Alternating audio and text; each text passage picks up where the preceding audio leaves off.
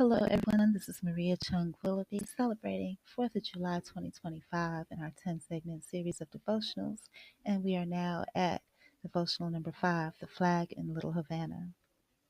When a family chose honor over hate. A poster, a sun, and a quiet declaration. It was just a sign, taped to a fence, fading from the Florida sun. In Little Havana, where streets hum with music and memory, it caught my eye. A photograph of a young man, Hispanic, proud, uniformed, a soldier. But more than that, a son who died serving the very country that so often misunderstood the people who looked like him. His family didn't post statistics. They didn't shout. They just placed his face beside an American flag and a few words of love. No protests, no disclaimers, just sorrow, just sacrifice. It wrecked me because I remembered all the insults hurled on national stages, all the ugly rhetoric that painted people of color, especially immigrants, as threats, thugs, burdens.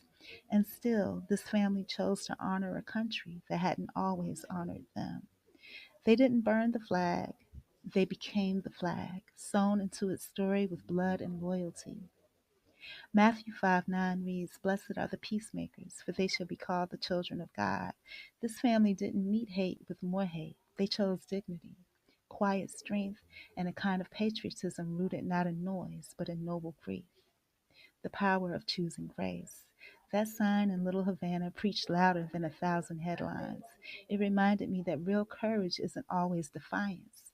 Sometimes it's devotion to family, to country, to hope, even when that country gets it wrong. This family had every reason to step away, to stay silent, to curse the very ground that called their child expendable.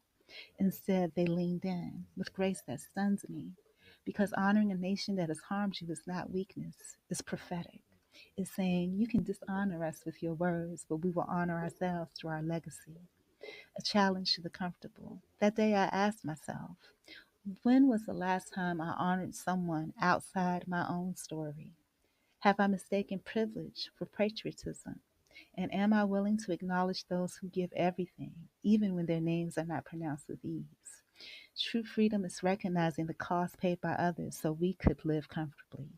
It's making room for every voice, every culture, every sacrifice etched in our shared soil. A prayer for families who still stand. God of every tribe and tongue, we lift up the families who served without fanfare, who grieved quietly, and who still choose honor in a world that overlooks them. Let our hearts be louder than our politics. Let our love stretch wider than borders.